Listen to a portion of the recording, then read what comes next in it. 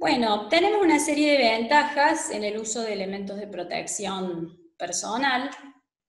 Como decía Guillermo, generalmente proporcionan una barrera entre un riesgo y la persona, cuando no podemos actuar directamente ni en el origen ni en el medio, directamente actuamos sobre la persona y estamos actuando a modo de barrera. Aminoran la gravedad de las consecuencias del accidente. En este punto es importante poner como ejemplo nuevamente el hecho o la situación de trabajo en altura. El uso de un arnés no me garantiza de que no voy a tener, en caso de que me caiga, lesiones. Se va a minorar la gravedad de las consecuencias si me llego a caer, pero no necesariamente significa que por el uso de estar usando un arnés me voy a proteger en forma absoluta del riesgo. Bien, son fáciles de seleccionar. Decíamos que haciendo nosotros un análisis de los puestos y de los riesgos en cada puesto de trabajo, podemos seleccionar cuáles son los elementos necesarios. Y hay gran variedad de tipos en el mercado. Las desventajas. Y la primera desventaja es que los elementos de protección personal, en forma general, son incómodos. Son incómodos. Por un lado, en verano generan calor. Si estamos hablando de protección ocular, muchas veces se empañan, entonces me genera incomodidad para trabajar. Por lo tanto, el trabajador muchas veces tiende a no usarlos. Y es importante destacar que una incorrecta selección de elementos de protección puede provocar accidentes de mayor gravedad. Fundamental, y lo habíamos visto cuando hablamos en la parte 1 del riesgo mecánico, riesgo de atrapamiento, que durante el desarrollo de las actividades laborales nunca debe usarse corbatas, bufandas, ropas sueltas, pelo largo, anillos, pulseras, reloj, collares, ¿sí? Podemos estar con elementos de protección personal y podemos estar con una vestimenta no acorde para el trabajo y estar expuestos a un riesgo altísimo. Bien, en función de la parte del cuerpo que protejan, tenemos protección de cabeza. Recién Guillermo les hablaba del uso del casco, que bueno, tal vez en la tarea, en este ejemplo de entrar a una planta fabril para hacer corte de césped, tal vez no estemos expuestos a que se caiga ningún objeto y que pueda impactar sobre nosotros. Pero pensemos en el trabajo abajo de árboles o en podas de árboles. Bueno, es importante contar con protección de la cabeza y en ese caso seleccionar entre todas las alternativas que hay. Sí, puedo mencionar como ejemplo del uso de casco una empresa que entra a una instancia de obra en la última etapa de la obra. Esto se trató de la legislatura, de la obra de legislatura aquí en Córdoba, y la empresa tenía que hacer la parquización y el colocado de césped. Entonces, los operarios de esa empresa de jardinería de pronto se vieron por la exigencia de lo que es higiene y seguridad de obra, el pedido del uso de casco en forma permanente, como si fuese otro operario de la construcción, siendo que estaban ya en una situación ajena a la obra. Pero bueno, el pedido de la dirección de obra era la obligación de uso de casco. Bien. Sí, y bueno, y son las condiciones de trabajo que le imponen a una empresa de jardinería para poder entrar, lo mismo que otras condiciones, ¿no? Hablando de otras condiciones, hace un rato vos, Silvia, habías señalado el tema de procedimientos de trabajo. En esta misma situación se le había pedido a la empresa de jardinería que presentara ante la dirección de obra un procedimiento de trabajo donde se estipulaba la tarea de la colocación de césped, eran rollos de césped, la colocación de esos césped, los riesgos propios de esa tarea, los equipos que utilizaba y las medidas preventivas, todo en un procedimiento que la dirección de obra debía aprobar, y ese procedimiento estaba confeccionado por un responsable de seguridad por parte de esta empresa de jardinería. Por eso era como para comentarle que en ciertas situaciones empieza a aparecer todas estas exigencias que sí están claramente colocadas en la normativa. Exacto, y que a veces nos centramos solamente en lo operativo cuando pensamos en higiene y seguridad, pero cada vez más es una realidad que para poder trabajar y hacer trabajos de escala generalmente, toda esta parte administrativa y de gestión de riesgo nos va a tocar. Como para ir previéndolo, ustedes estudiantes dentro del proyecto que están haciendo, en el caso de que alguno de los proyectos fuera una empresa de jardinería, como este ejemplo que plantea Guillermo, bueno, tener en cuenta los requisitos administrativos y de gestión de riesgos que van a tener que cumplir.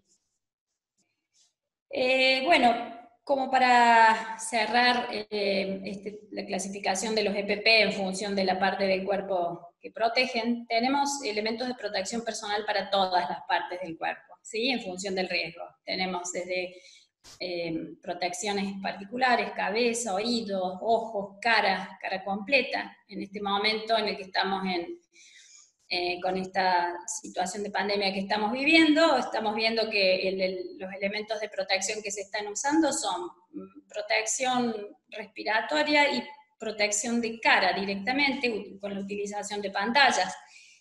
Digo esto porque en lo que es protección de ojos y protección de cara hay una gran variedad de alternativas para ser utilizadas.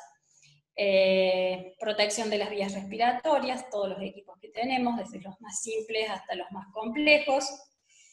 Manos y brazos, tronco y abdomen. En este caso, recordemos el riesgo ergonómico y la protección que tenemos que tener de una parte central de nuestro aparato osteoarticular, que es la columna lumbosacra, ¿sí? Y el uso, sobre todo en trabajo de jardinería, para determinadas tareas, de una faja, por ejemplo, que nos obligue a adoptar posturas correctas. Protección de pies y piernas, cuando hablamos de protección de piernas, seguramente lo vieron en primer año, cuando trabajaron o hicieron la capacitación con el uso de motosierras, protecciones anticortes. Bueno, protectores de la piel, normalmente estamos hablando de guantes, y protección total de cuerpo cuando utilizamos equipos que nos protegen de pies a cabezas, literalmente. Guillermo.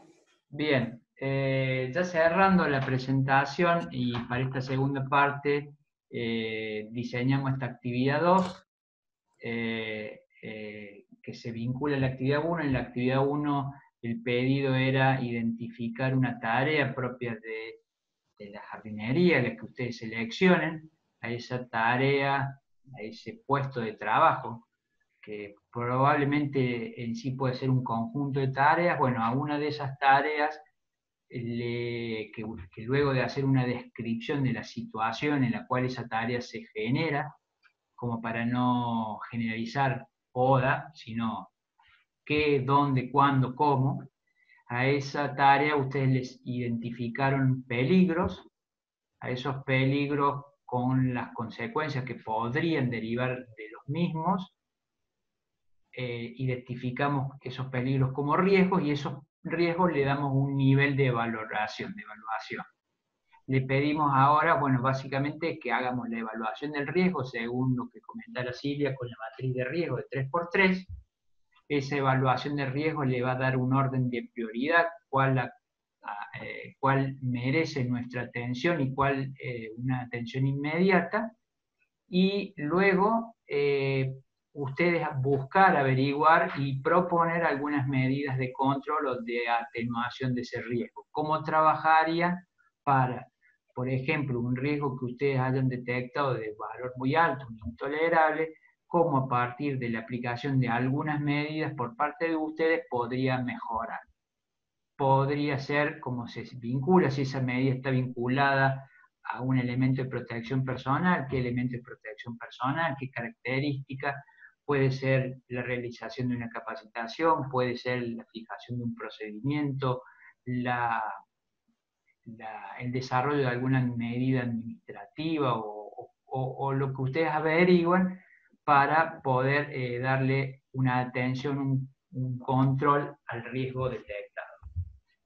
¿Te parece, Silvia, que hagamos un comentario de cierre? Bueno, creo que esta actividad se vincula a la actividad 1 y creo que permite que ustedes mismos se explayen y puedan plasmar ahí a lo mejor experiencias particulares que ustedes hayan vivido y que tengan tanto en la carrera como de afuera. Sí, Guillermo, lo que querría agregar, y con relación a la situación que vos planteas de empresas que trabajan para otras empresas de jardinería, y que trabajan con estándares de seguridad bastante ajustados, el hecho de practicar en esta actividad 2, no solo que, bueno, en esta actividad les estamos pidiendo que retomen la tarea a partir de la actividad 1, pero también lo podemos tomar a modo de proyectarnos a futuro, en la situación de que seamos contratados por una empresa donde nos están pidiendo un plan de contingencias, a ver cuáles son los riesgos que van a tener los empleados que van a trabajar en las tareas que ustedes van a realizar, y cuáles son las medidas de control que van a adoptar, ¿sí? Como un análisis preventivo a ser presentado como una exigencia de la empresa que nos contrate. Bien. ¿Algunas palabras de cierre? Yo por mi parte, bueno, la idea, lo que hemos presentado en estas dos clases, perdón, nos quedaba el cierre con esto. Bien, lo que hemos venido desarrollando en las dos partes tiene que ver con este esquema, ¿no es cierto?, que hemos puesto nosotros el énfasis en la necesidad de la identificación del peligro. Yo pienso que si uno cambiara un poco la mirada y se viera uno desarrollando la actividad que le toca desarrollar en un ambiente con peligros que se vinculan esas actividades, si por lo menos empezáramos desde la etapa de identificación de peligros, ya tendríamos una gran parte ganada. Entonces, desde la identificación de peligro, de la identificación de esas posibles consecuencias de esos peligros identificados, pasaríamos luego a la etapa de evaluación de riesgo, que nos permitiría darle una prioridad de actuación para cada sector analizado. Una vez que lo evaluamos, vamos a la parte del control de riesgo, al diseño y la ejecución de las medidas propias que cada riesgo necesite, y una vez que las pusimos en juego, lo que nos queda es hacer un seguimiento si esa medida dio el efecto deseado en el control del riesgo, si es que realmente bajó el nivel, y si esa medida a lo largo del tiempo sigue siendo efectiva para el riesgo analizado. Lo que había comentado hace un rato Silvia sobre el tema de la mejora continua, ¿no? Esa espiral que uno trata que vaya ascendiendo, ¿no? De ir de una situación a situaciones en el futuro cada vez mejor en este aspecto. Bien, y como de mi parte, a lo mejor me había anticipado, quería comentarles que lo que hemos querido pues, poner acá en estas dos partes, que en sí es una sola clase, es un resumen muy ajustado de lo que implica esta temática de higiene y seguridad, que requiere probablemente una formación de varios años aquellos que están en el tema, pero pretendemos que tengan esas nociones mínimas básicas y pensadas al momento que ustedes tengan que realizar estas tareas o indicar o supervisar las tareas, ¿no? Qué cuidados, qué aspectos tener en cuenta, porque lo que estamos trabajando son con personas, con trabajadores, trabajadoras que están expuestas a estos riesgos, y que hay todo un marco normativo, legislación que los cuida, que los ampara, y que si nos desviamos de esta situación y cometemos algunos errores que terminan siendo problemas hacia estas personas, hay un aspecto judicial que nos va a encontrar y bueno, son temas que a todos nos duele, ¿no? Tanto la situación que sufre la persona damnificada como las posteriores secuelas judiciales.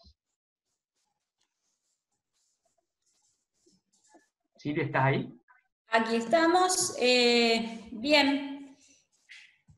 Tanto en la presentación 1 como en la presentación 2 tienen al final la bibliografía a la que pueden remitirse. De todos modos hay bastante más bibliografía. Y bueno, estamos en contacto por cualquier consulta, duda, búsquedas de materiales extras, pero bueno, aquí tenemos la referencia de las 2 leyes a las que hicimos referencia, un manual en particular de identificación y evaluación de riesgos laborales y prevención de riesgos en jardinería.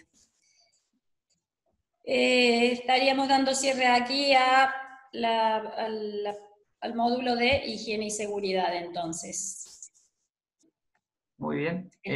Yo cierro te dejo para vos el saludo final, pero yo cierro con la idea de que el trabajo queda para ustedes, el completar las actividades y el seguir en contacto y compartiendo experiencias y la idea del preguntar y plantear situaciones. Nosotros dos nos pueden encontrar en la facultad, en nuestro mail, hay muchas instancias donde podemos encontrar y evacuar dudas, así que las puertas están abiertas y creemos en esta idea de que en el intercambio de experiencia, de dudas, sumamos y podemos avanzar. Bueno, por mi parte, gracias y nos vemos en cualquier momento. Lo mismo de mi parte, gracias por la atención y estamos en contacto por cualquier vía que sea posible. Buenas tardes.